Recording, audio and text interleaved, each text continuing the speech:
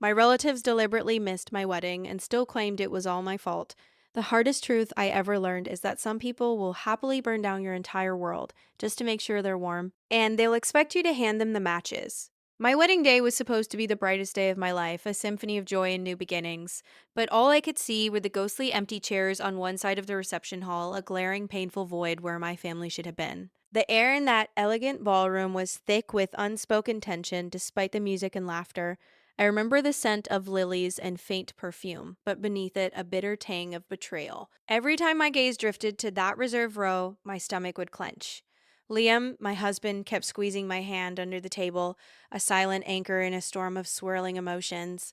The venue staff, bless their hearts, bustled around, asking about timing and dessert, completely oblivious to the gaping wound those empty seats represented. They weren't just chairs, they were irrefutable proof that I had, once again, become exactly what my mother, Brenda, always said I was: the problem child, the disappointment, the one who chose strangers over blood.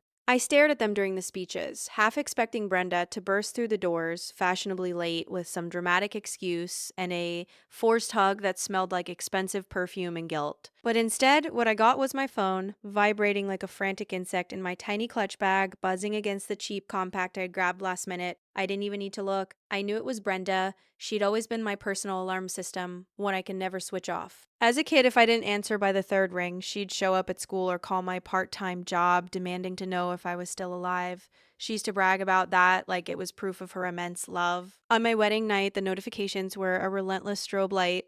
Sarah, my coworker, leaned over, joking, "Your phone's having more fun than we are." I managed a weak laugh. What else do you do when you're the bride whose own family didn't bother to show up?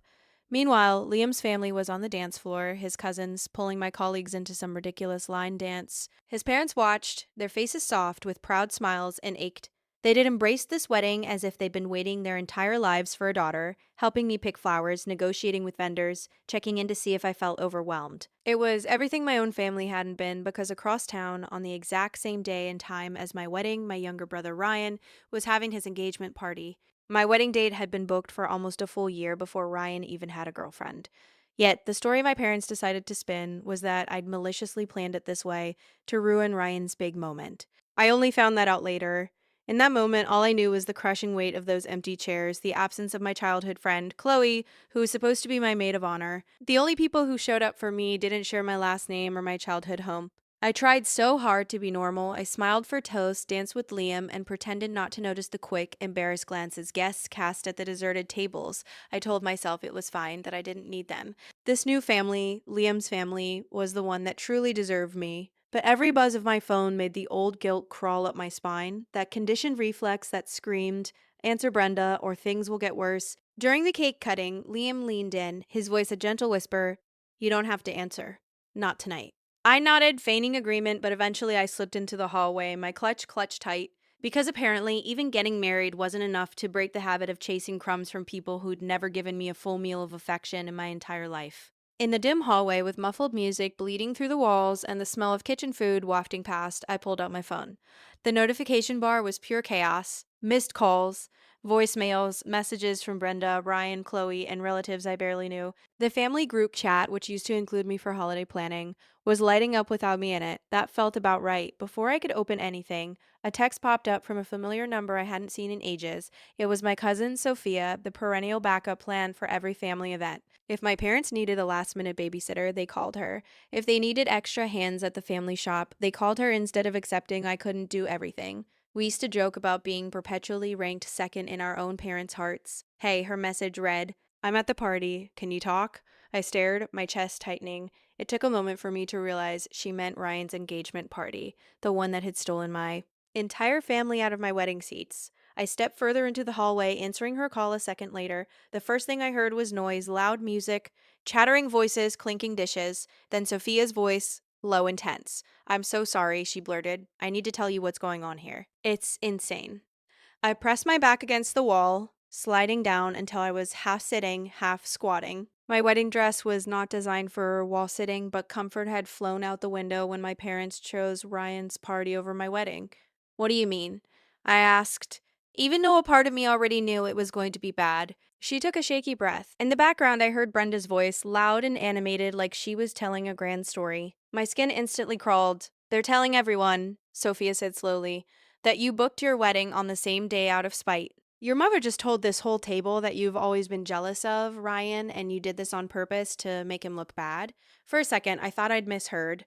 The hallway seemed to tilt. I pressed a hand against the wall to steady myself, but I could picture it perfectly.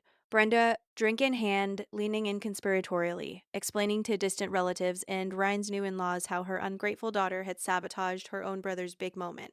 You've got to be kidding me, I whispered. She said that out loud to who? She's saying it to anyone who'll listen, Sophia answered. And your friend is helping. That hit me harder than anything else. What do you mean, my friend? Chloe's over here too, Sophia said, lowering her voice further. She's telling people that you didn't even really want her as your maid of honor, that you made everything difficult, that the wedding was basically thrown together just to prove some weird point. I swear I'm not exaggerating. I ed some of it. I didn't want you to think I was being dramatic. A soft chime sounded as she sent something. A little audio clip appeared on my screen. My thumb hovered, but I couldn't press play.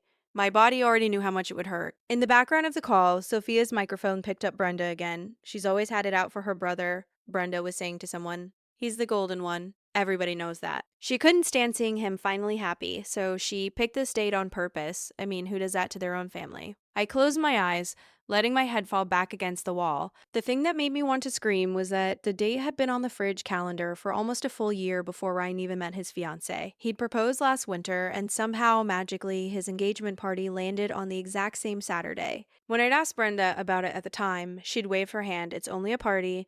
People will decide where they want to go. I guess they did, as Sophia whispered more details about who was nodding along and who was pretending not to hear. My phone buzzed again with an incoming call from Brenda. I declined it. A voicemail notification popped up almost immediately, followed by a string of texts. Answer your phone, one said. There's a problem with the food. Of course, there was.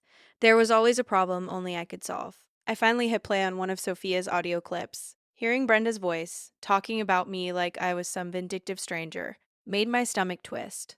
She was laughing in the recording. You know how she is, always thinking the world is against her. Honestly, she brought this on herself. Then Chloe chimed in, her voice familiar in a way that made my chest ache. She didn't even want me as her maid of honor, you know. She just asked because she had to. She's been so weird since sure. E met Liam. I told her she was rushing, but she never listens. That was the part that almost made me drop the phone. I blocked Chloe the next day. She tried to send me a long apology about being misunderstood. But I didn't even open it. I couldn't unhear her voice, siding with Brenda like it was a sport. We had sat in my tiny kitchen months earlier, and she'd cried about her last breakup while helping me assemble invitations. She'd never mentioned feeling unwanted. If anything, she joked about how excited she was to finally be in a wedding where the bride deserved nice things. Apparently, that version of her didn't make it to Ryan's party. I don't know how long I stayed in that hallway, listening to pieces of my life being dissected from across town. At some point, Liam found me. I was sitting on the floor, my dress pulled around me, clutching my phone like a grenade. What happened? He asked, dropping down beside me without a second thought for the floor or his suit pants. They're saying I did this on purpose, I said, my voice sounding weirdly calm and far away. My mother, Chloe, Ryan, they're telling everyone I booked the wedding just to ruin his party. He reached for my phone and I let him take it. He listened to a couple of the clips, his jaw tightening with every second. When another call from Brenda popped up, he hit decline before it could even ring twice. Then, without asking, he held down the power button and turned the whole thing off. Hey, he said softly, putting the dead phone back in my bag. You don't have to let them in tonight. They chose not to be here. That's on them, not you. From the ballroom, the DJ announced a group dance, and people cheered. The whole thing felt surreal, like I was both inside and outside my own wedding. It just hurts, I admitted. I thought on this one day maybe they would show up for me. He looked at me. What? At that mix of love and frustration that only someone who's watched you minimize your own pain for years can really pull off. I've watched you bend yourself into knots for them since the day I met you, said. You've paid Ryan's bills, you've covered for his messes. You've taken your mother's calls during work meetings, on holidays in the middle of the night. You did everything right, and this is still how they treat you. At some point, it's okay to say enough. I wish I could say that was the moment I became this strong, independent woman who cut off her toxic family in one clean slice. It wasn't. What actually happened was I took a deep breath, let him help me up, and we went back into the reception. I danced with him, laughed with his cousins, accepted hugs from his parents, and pretended my heart wasn't quietly breaking in the corner. The next morning, reality crashed back in with the grace of a falling cabinet. We were in the small hotel room Liam's parents had gifted us for the night. Still in that haze where everything feels slightly unreal, and you keep remembering you're married now, like a surprise each time. Liam was in the shower, humming some song. I sat on the edge of the bed in one of his oversized shirts, staring at my phone like a wild animal I needed to approach carefully. I finally turned it back on. Notifications exploded across the screen. Missed calls, voicemails, texts, a handful of sweet messages from my coworkers and his family, congratulating us, and then a flood of messages from my own family. Brenda had left so many voicemails that the inbox warning popped up. The message preview bar was basically one long scroll of "Call me back now, you need to fix this," and "I'm so disappointed in you." What caught my eye, though, were the messages from Ryan. They weren't about me. They were about food. "Call the catering guy," one text said. "He's saying he's canceling last minute. Fix it." Another, "You know him. Make him change his mind. People are arriving." I frowned and scrolled up. Somewhere in the mess was a text from Brenda that said the catering company pulled out. They're claiming some ridiculous reason. "You need to talk to your contact and sort this out. Ryan is humiliated." There was no "How was the wedding?" Not a single "Congratulations." Just panic about their party. I rubbed my forehead and sighed. I already knew which catering guy they were talking about. A couple of years earlier, when I was still trying to prove to my parents that my job and my side business weren't a phase, I had helped a small local event company streamline their scheduling and client communication. It was one of my first proper consulting gigs. The owner, David, and I had stayed in touch. Apparently, at some point, Brenda had gotten his number from my phone or an old email and hired his company for Ryan's engagement party, dropping my name as a reference. I should have just muted the chat and gone back to the little bubble of newlywed peace in that hotel room. That would have been the smart thing to do. Instead, I dialed his number. He answered on the second ring.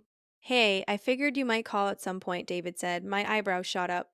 "I saw all the messages," I said carefully. "Apparently, you canceled last night." He gave a tired little laugh. "Yeah, I did. And before you say anything, I followed the contract exactly. Your mother just isn't used to hearing the word no." I dragged my hand through my hair. "Can you at least tell me what happened?" I woke up to 100 messages, making it sound like I sabotaged the whole thing for fun. There was a pause, then a sigh. "Look, when your mother first reached out, she mentioned you and said you had recommended us. That's the only reason I agreed to take the booking.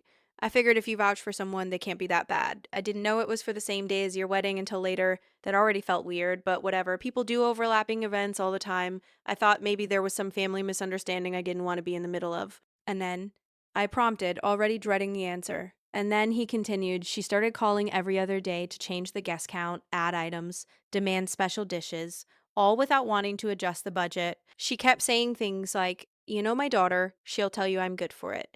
Like that was some magic password. Last week, she called and basically told me that everyone important was going to the engagement party and that your wedding was just some small ceremony. Which, by the way, was a weird thing to say about your own kid." I closed my eyes. That sounded exactly like her. "I pushed back on some of the changes," David said. She exploded. "Started yelling about how you owed the family, how everything she'd done for you meant you should be on her side. It got really disrespectful. I don't let clients talk to my staff like that, even if I like their relatives." So I told her we were canceling the service and refunding the portion allowed by the contract. "She didn't like that answer," I muttered. "I bet she didn't," David said, sounding almost apologetic. "I just wanted you to know that's not what happened. She crossed a line.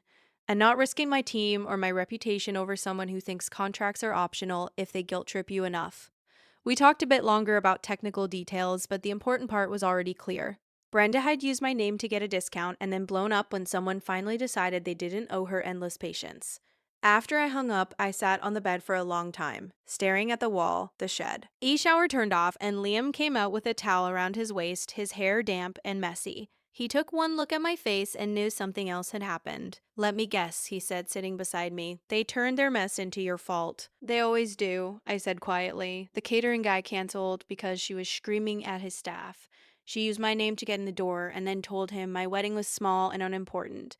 Now she wants me to call him and make him publicly say it was his fault." Liam whistled under his breath. "Of course she does." My phone buzzed again with another text from Brenda. "You made a promise to this family. Fix this. People are asking questions." Something in me finally snapped. I called her. She answered on the first ring like she'd been holding the phone in her hand. "Well, finally," she said. "You have no idea the disaster you caused. He's refusing to work with us. You need to call him and tell him." "Stop." I cut in, my voice shaking. I talked to him. I know exactly what happened. You screamed at his staff and tried to change the contract without paying. You used my name and then trashed my wedding like it was nothing. You didn't even text me congratulations. You missed my entire wedding for that party, and now you want me to clean up your mess. There was a beat of stunned silence on her end. Brenda was not used to being interrupted. Watch your tone, she snapped. We are your parents. We were counting on you. Ryan is humiliated in front of very important people, and you are making this about you. I actually laughed, this ugly, disbelieving sound that didn't feel like it belonged to me. You made it about me the second you told people I did this out of spite. You've been spinning this story that I'm jealous of him since we were kids. I spent years taking care of things for him, and you still think I wake up in the M. And you still think I wake up in the M Psi. Orning planning revenge missions. I'm done. I'm not calling anyone for you. Don't be ridiculous, she hissed. You can't abandon your family like this. People will talk. They already are, I said. Enjoy your party. And I hung up. My hands were shaking so hard afterward that Liam gently took the phone away and put it on the dresser. You did great, he said softly, even if you're about to spiral about it for the next week. I already am, I admitted, leaning into him. She's gonna tell everyone I'm ungrateful. She's probably texting relatives as we speak. Let her, he said. Anyone who knows you knows the truth, and the ones who don't, maybe it's time they see who she really is. He was right. But that didn't make it easier. I still cried in the shower later quietly so he wouldn't feel like he had to fix it. I still replayed every word I had said to Brenda, wondering if I had gone too far or not far enough. That's the thing about growing up in a family where your emotions are constantly weaponized. Even when you finally stand up for yourself, it feels like proof that you're the selfish one. I thought things might calm down after that. I was wrong. A couple of days into our very short honeymoon, Sophia texted again.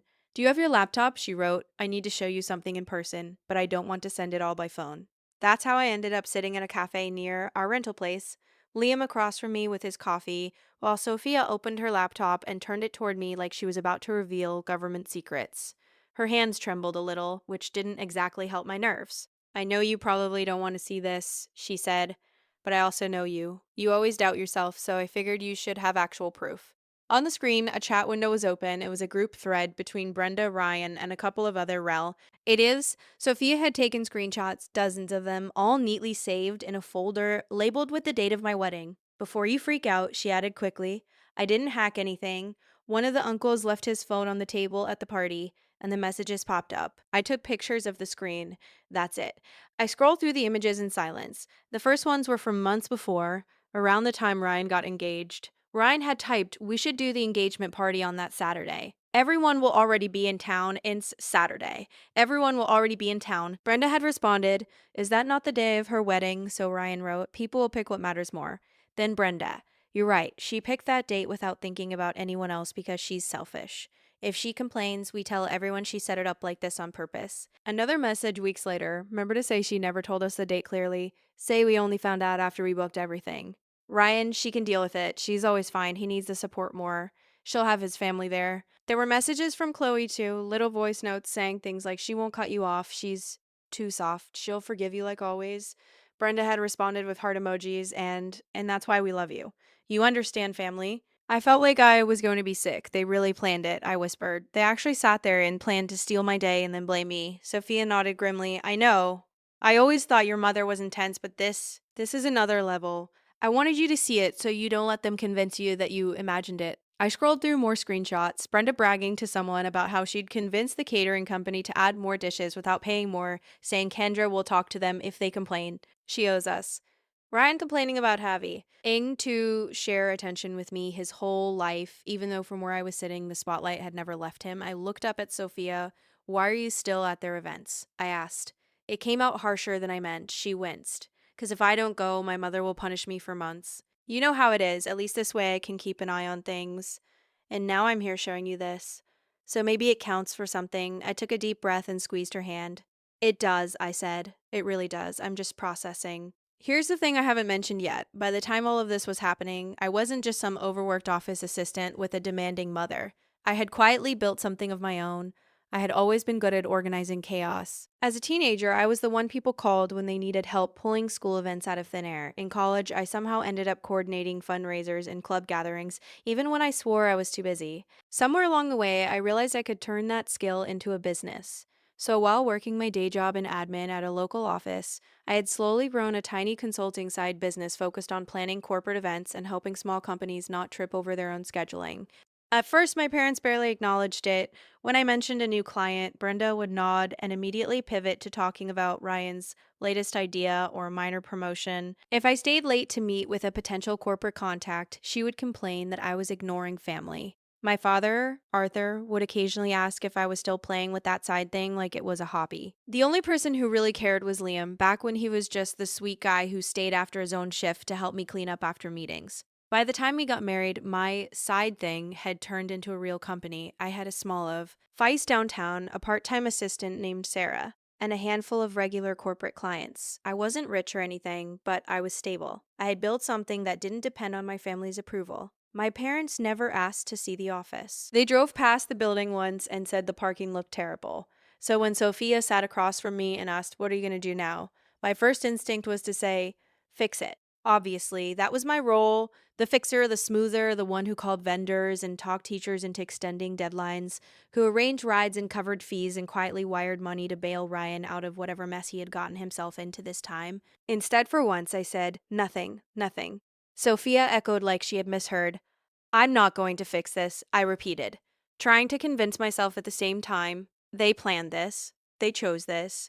They can deal with the fallout. Liam squeezed my knee under the table, a silent, finally, I could almost hear.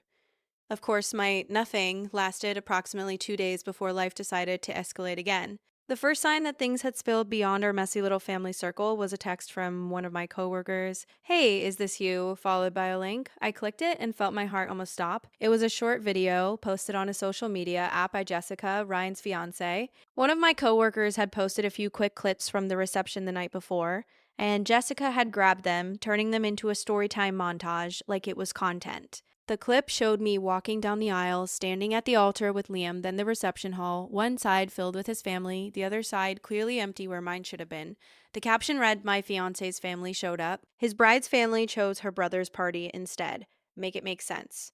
The video had Alia. DY racked up hundreds of thousands of views.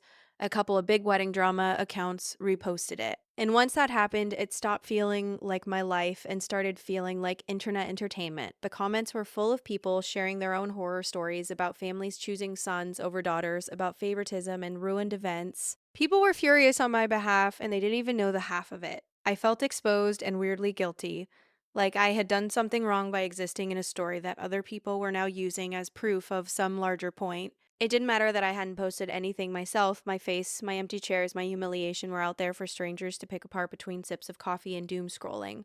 Ryan, of course, couldn't handle being the villain of the internet for more than a few hours. He put up his own long post on another platform all about how his sister had always been unstable and dramatic, how she had intentionally booked her wedding for the same day to hurt the family, how his poor fiancée, Jessica, was caught in the crossfire of my supposed jealousy. He painted himself as this wounded son who had been neglected once in favor of his selfish sister, throwing in a couple of vague mentions about times he had saved me growing up. Sophia sent me screenshots with a dry has entered the chat. Here's where things actually got interesting, though.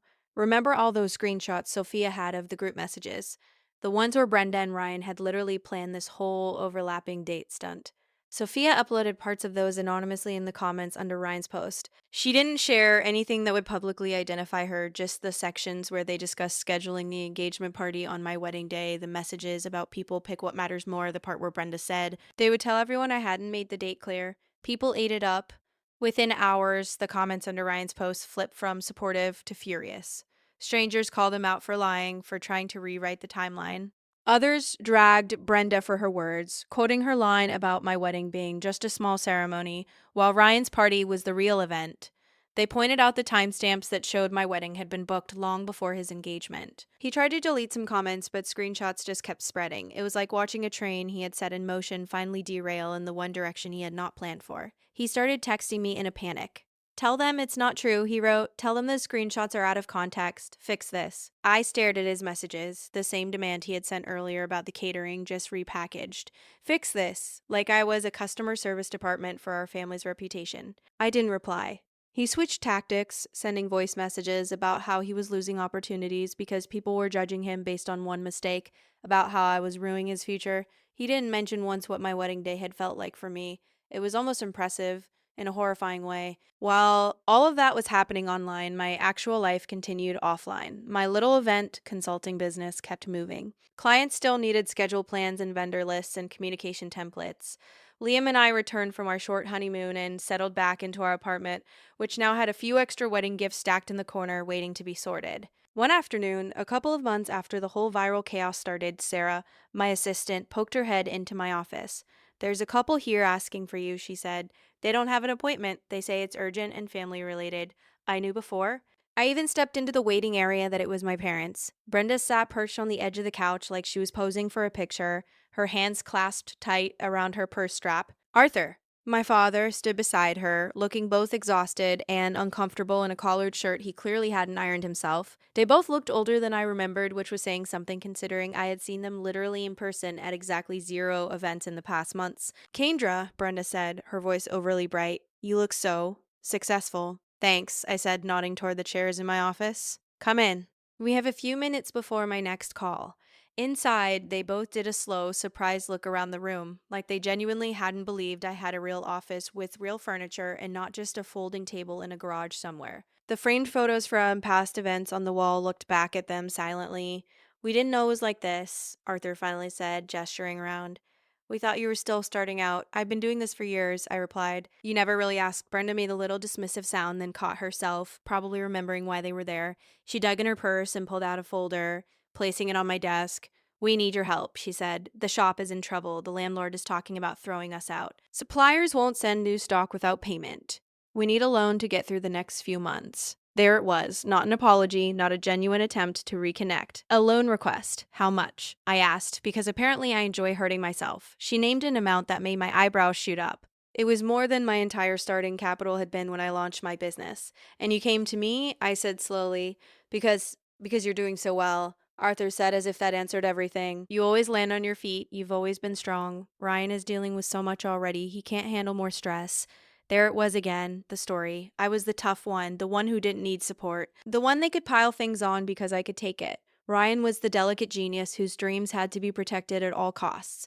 I took a deep breath and decided I was done letting them set the terms of every conversation. "We haven't talked since my wedding," I said. "You missed one of the most important days of my life, publicly trashed me online, lied about the timeline, and now you're sitting in my office asking for money without even acknowledging any of that. Do you realize how wild that sounds?" This time, Brenda actually flinched. "We didn't come here to fight," she said stiffly. "We came because family helps family. Family shows up," I shot back. "Family doesn't plan to humiliate their daughter and then act shocked when it backfires." For once, Arthur looked genuinely ashamed. He ran a hand over his face. "We made mistakes," he muttered. "Your mother got carried away." Things were said in the heat of the moment. "In messages from months before is not exactly heat of the moment," I replied. Brenda's eyes filled with tears, the same ones she had used on teachers, coaches, bosses, and extended relatives for years. "I didn't realize it would hurt you this much," she whispered. "You've always been so strong." I laughed again, that almost hysterical sound. "You keep confusing strong with used to being hurt. Those are not the same thing." There was a long silence. I could almost see the fork in the road in front of me. On one side, the familiar path, cave. Give them what they wanted, convince myself that helping them financially would prove I was the bigger person. On the other side, something new. Boundaries. "I am not giving you a loan." I saw. I'd finally. Brenda opened her mouth to argue, but I held up a hand. "However, I am willing to pay for a professional to take a look at the shop, analyze what is actually going on, and recommend changes. If there is a way to make it work long term, we can talk about that. But I am not just handing over money so you can keep doing the same things that got you here." Arthur looked relieved. Honestly, he nodded slowly. "That is fair," he said. Brenda pursed her lips. "You're policing how we use our own business," she said. "This is not just about numbers, it is about trust." Exactly. Trust has to go both ways. You burned a lot of it when you chose Ryan's party over my wedding. When you told people I was jealous when you tried to use my name to pressure a vendor. If you want to rebuild any of that, it starts with honesty and accountability, not with me writing a check so you can pretend nothing happened. She looked like she wanted to argue more, but Arthur put a hand on her arm. "Let's take the help offered," he murmured. "We can't afford to be proud right now. We talked to logistics after that. I got the details of the shop situation, set up a meeting with a consultant I trusted. 2 weeks later, the consultant told them the truth they didn't want to hear.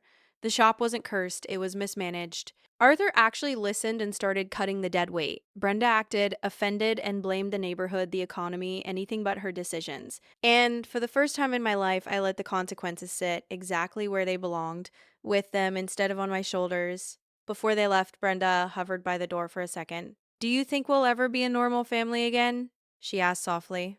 Define normal, I said, because if normal means me swallowing everything and pretending it didn't hurt, I'm not interested. She nodded, eyes shiny, and walked out. And I wish I could tell you that was the turning point where everything magically improved. It wasn't. My parents made small efforts here and there, mostly when they needed something. They occasionally texted me pictures from the shop asking for advice. Arthur showed up for a couple of quick lunches. Brenda would send long messages about how hard it was to adjust to changing times, which was her code for having to treat her daughter like a separate, adult person. Ryan stayed quiet until he didn't. About a year after the wedding, on a random Tuesday evening when I was already exhausted from dealing with a last minute venue change for a corporate retreat, there was a knock at my apartment door. Liam was working late, so it was just me and the leftover takeout on the coffee table.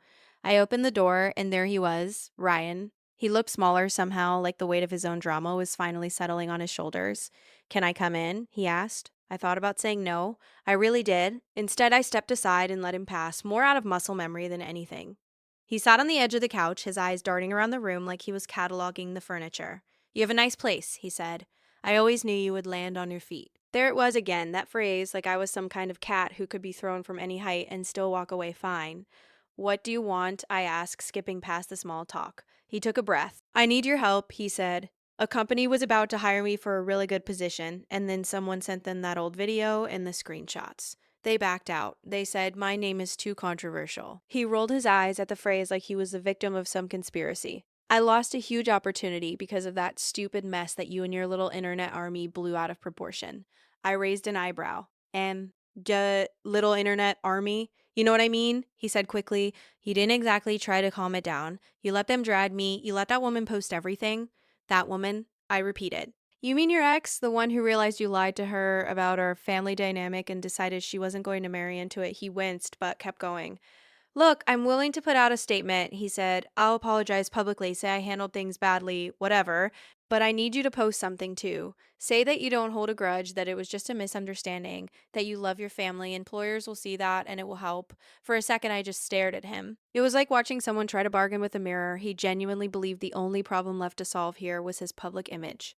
If I lie publicly to make you look better, I said slowly, I'm the one who has to live with that. I'm not doing that. He threw his hands up. You're still so dramatic, he said. It's been a year. Do you really want to hold on to this forever? I said some things I should not have. So did Mom. So did you. I told the truth. I replied, that is the difference. You sat in a group chat plotting how to make me look jealous. You helped spin this story where I was the villain. You are only here now because it is finally costing you something you actually care about. His face hardened. You're really not going to help me, he said. I'm helping you more by not letting you lie your way out of this, I said. If a company thinks twice about hiring someone who publicly trashed his own sister and was caught in lies, maybe that's not the worst thing. He stood up so fast the couch cushion bounced. Then you're petty, he snapped. You think you're better than us now just because you have your little company and your perfect husband? You can't even forgive one mistake? One mistake? I repeated, feeling my temper finally spark. Try a lifetime of being told I was less than you. Try paying for your broken things while Mom praised you for breathing. Try watching our parents skip my wedding to throw you a party. This is not one mistake. This is a pattern, and I am finally not volunteering to be the mop. We stood there staring at each other for a long second. Then he shook his head like I was a lost cause and walked out, slamming the door behind him. My hands were shaking afterward, but I also felt this weird, quiet relief. For once, I had not folded. For once, I had not folded. For once, I had not jumped in to rescue someone who would throw me under the bus again the second it was convenient. Life kept moving. Somewhere in the middle of all that, Liam and I hit our first anniversary. We went out to a small restaurant, ordered way too much food, and laughed about how much had happened in 1 year. At the end of the night, when the server brought out a little candle stuck into a dessert we didn't need, Liam reached across the table and took my hand. I have something else, he said. He pulled a small box from his pocket, and for a split second, my brain panicked, like he was about to repropose or something. Instead, he slid it across the table and nodded for me to open it. Inside was a tiny pair of socks. It took me a second to process. Then it hit me. Are you serious? I asked, my eyes already filling. He grinned. About 10 weeks serious, he said. I wanted to tell you in a cute way, but you kept working and stressing and saying you were just tired from clients. So I figured tonight is our night. Surprise! I laughed and cried at the same time because, of course, he had found one more way to show up for me without making it about himself. We sat there in that cozy little booth, planning our future kids' room with the kind of hope I hadn't let myself feel in a long time. Telling my parents was complicated. I called them the next day, partly because I knew they would find out eventually, and I didn't want the news to come through some third cousin. Arthur answered. When I told him, his voice broke. You're going to be a mother, he said softly. I'm happy for you, kiddo. He put Brenda on. She started crying instantly, apologizing and talking over herself about how she wanted to be there for her grandchild, how this could be a chance to start fresh. She asked if Ryan knew yet. She asked if I would let him be part of the baby's life. I listened for a while, then cut in gently. This child is not a bridge for you to walk across whenever you feel like reconnecting, I said. You and Dad will be in our lives if you are consistent, respectful, and able to keep your drama away from our home. If you slip back into old patterns, we will step back. That is not a threat. It is just a boundary. She sniffled. You're really different now, she said. Getting married changed you. No, I said quietly. Getting tired changed me. We hung up on mostly decent terms, which honestly was progress. When I think about it all now, it almost feels like a different lifetime. But sometimes when I look at my wedding photos, I still feel a little pang when I see that side of the room with the empty chairs. For a while, I thought I should edit the photos or avoid looking at them. Now I see them as proof that I was there standing in a white dress, choosing a life where I didn't have to earn basic respect, proof that the people who showed up for me were the ones who actually wanted to be in my corner, proof that the absence of certain people hurt, yes, but it did not break me. Liam and I ended up moving to a slightly bigger place when the baby got closer to arriving. Nothing fancy, just an apartment with an extra room that we painted one bow. Weekend, while arguing over ridiculous things like curtain colors, my business grew slowly and steadily. I hired another part time assistant. A trade magazine wrote a short feature on local women building solid event brands. And for the first time in my life, Brenda sent me a screenshot of something about me with a caption that said, proud. She still messes up. She still says things that make me want to bang my head against the wall. She slips into old habits, asking me to fix things for Ryan or mediate some new conflict. The difference now is that I say no, sometimes calmly, sometimes not, but I say it. Ryan eventually found work in a different field in another town. We're not in regular contact. He sends a card on holidays, signed with his name and some vague message about hoping we are well. I don't hate him. I also don't trust him. Maybe someday he will understand that you cannot treat someone like a backup option forever and then act shocked when they stop answering your calls. Sophia and I talk more now. She has become one of those people who will send me a meme about family drama and then follow it up with a voice note checking on my blood pressure. Liam's parents absolutely adore our child and spoil them in the ways that matter: time, patience, showing up. They come to the little daycare events and clap like the kid just won an award every time they manage to stand on one leg for 3 seconds. People sometimes ask me if my mother was at my wedding. I used to freeze up when that question came, like I owed them a neat answer with a moral attached. Now I just shrug. No. I say, she had other plans that day. If they push, I'll tell the story, or at least the summarized version. How my parents chose Ryan's engagement party over my wedding, how it went viral, how the truth eventually came out. Depending on how much time we have and how much wine I've had, I might. Even pull out my old phone and scroll through the screenshots just to remind myself I didn't imagine any of it. If I'm being really honest, though, the part that sticks with me is not the internet or the screenshots or even the empty chairs. It is the moment in that hotel room when I finally told Brenda no, when I refused to fix the mess she had made, when I chose my own peace over her approval. It didn't feel empowering or cinematic at the time. It felt terrifying and messy and wrong. But looking back now, from a couch covered in crumbs and baby toys, with Liam snoring softly beside me after a long day, I can see it for what it was. It was the first time in my life that I chose me. And once you get a taste of that, it's really hard to go back to being the family's built in scapegoat and emergency contact for chaos. I still love them in a complicated, exhausted way, but I love myself enough now to know that their empty chairs at my wedding say more about them than they ever did about me. That's the part I hold on to. That and the memory of Liam turning off my phone in the hallway and saying, "You don't have to let them in tonight." Because as much as my family tried to make my wedding day all about what they didn't do, the truth is, that was the day I started doing something different too. I just took a while to realize it. A week after that call, Brenda tried the old move again. She texted, "Ryan is having a hard time. Can you talk to him?" I stared at it for a full minute, felt the guilt rise like it always did. And then I typed, "No, he knows how to reach me when he is ready to be honest." She left me on read, and for once, the silence did not feel like punishment. It felt like peace. Suddenly, that moment in the hotel room where I finally told Brenda no stops looking like me being cruel or dramatic and starts looking like the first time I dropped a load I was never meant to carry alone. It makes sense that it felt wrong in my body. My nervous system had decades of training that said my survival depended on keeping everyone else comfortable. I'm not trying to turn this into some kind of inspirational story, by the way. I'm still messy. I still answer calls I should probably let go to voicemail. I still over explain my decisions and rehearse imaginary arguments in the shower like I'm preparing for a trial that will never actually happen. There are days when I see a family out together at the park laughing and passing a baby around, and I feel this sharp, stupid little stab of jealousy, even though I know nothing about them. For all I know, the woman in that picture is secretly the family scapegoat, too. But there are also tiny, quiet wins that I am learning to count as actual victories.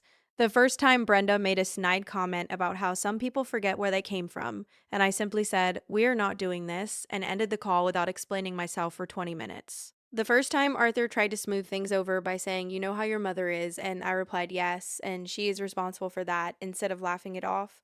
The first time Ryan sent a long, self pitying message about how hard his life is now, and I didn't jump in with money or advice. I just read it, put my phone down, and went back to stacking little blocks with my kid on the living room rug. Speaking of the kid, they're the main reason I keep dragging myself back to those therapy appointments and boundary conversations, even on days when I would rather just avoid everything. I don't want them to grow up watching me bend and bend and bend until I snap. I don't want their earliest memories of family gatherings to be me disappearing into kitchens and hallways to take calls where my voice goes tight and small. I don't want them to learn that love means being last on the priority list as long as everyone else is fed. We had a small baby shower, by the way. Nothing like the giant spectacle my parents would have planned if they had still been controlling everything. Just a handful of friends, Liam's family, Sophia, some coworkers who have become actual friends over the years. Brenda insisted on being there, and I agreed with clear rules: no talking about the wedding, no backhanded comments about Ryan, no guilt trips about the shop she slipped once or twice. There was a moment when she started to say, "If your brother were here," and I cut her off with a simple, "He is not, and that is his choice." The room got awkwardly quiet for a second, and then Liam's mother changed the subject by asking about baby names. Bless her. Later, Brenda cornered me in the kitchen and whispered that I had embarrassed her. "It's not always about you," she hissed. I almost laughed. "You're right," I said. "It is about the baby. And I'm not going to let you turn their arrival into another episode of poor, mistreated son and his difficult sister." She opened her mouth to argue, then closed it again. I don't know if it sank in or if she just got tired. Either way, she backed off. After everyone left that day, I stood in the nursery we had set up, looking at the tiny clothes folded in drawers and the stack of picture books Liam's parents had already started buying. IT. Hot about all the nights I had spent as a kid, awake in my bed, listening to my parents argue in the next room about bills or Ryan's grades or some relative's opinion. I thought about how small I had felt, like my job was to stay invisible so the tension would not get worse. I made myself a quiet promise there out loud just to hear it. "This house is not going to run on secrets and scapegoats," I said. "This kid is not going to grow up thinking they have to earn their seat at the table. Will I screw up sometimes? Absolutely. I am already anxious about the day my child points out some pattern I cannot see yet, and I have to decide whether to dig my heels in or listen. But at least I am walking into this with my eyes more open than my parents ever did. That is something." Every once in a while, Brenda still brings up that viral video. She will say things like, "People only saw one side," or, "It made your brother look so bad." As if I don't remember exactly what their side was. I used to get sucked back into defending myself, listing timelines and screenshots and facts like I was preparing for a courtroom. Now I just say, people saw what they saw and change the subject. Because at the end of the day, it's not about convincing strangers on the internet that I was the wounded party. It's not even about getting my parents to fully admit they were wrong. It's about the fact that I lived it. I know what it felt like. I know what my wedding day looked like from the inside, standing in a room half full of love and half full of empty chairs with my phone buzzing like a trapped insect in my bag. I also know what it feels like now to sit on my own couch in my own home, with my own little family sprawled around me, and realize that the loudest voices in my life do not belong to Brenda anymore. They belong to my kid, trying out new words, and Liam laughing at. Some show in my own voice, finally, slowly learning how to talk to myself like I am, on my own side. What changed was not some movie moment. What changed was me. I stopped negotiating my own reality just to keep the room quiet. What actually happened is that my parents started showing up in small ways and messing up in familiar ways, and I started responding differently. Sometimes I let them in for an afternoon and send them home when my social battery is fried. Sometimes I say no to invitations that feel more like obligations. Sometimes I don't pick up the phone, sometimes I do, and the conversation is fine, and we hang up without either of us feeling gutted. Ryan stays on the outer orbit. Maybe one day that will change, maybe not. I don't build my schedule around the possibility anymore. If you strip away all the noise, what is left is pretty simple. Once, a long time ago, I was the girl who would have canceled her own plans, her own needs, her own peace, just to make sure everyone else was comfortable. I would have called the catering company, lied for Brenda, posted a fake statement for Ryan, twisted myself into whatever shape they needed. No, I am the woman who looked at her phone, at her husband, at those empty chairs, and finally chose something else. Maybe that doesn't sound like much from the outside, but for someone who grew up being told her role was to absorb impact and ask for nothing, it is everything. And if I ever doubt it, all I have to do is look at that wedding photo again. The one where Liam and I are in the center of the frame, his family around us. The other side, a stretch of empty linen and unused place settings.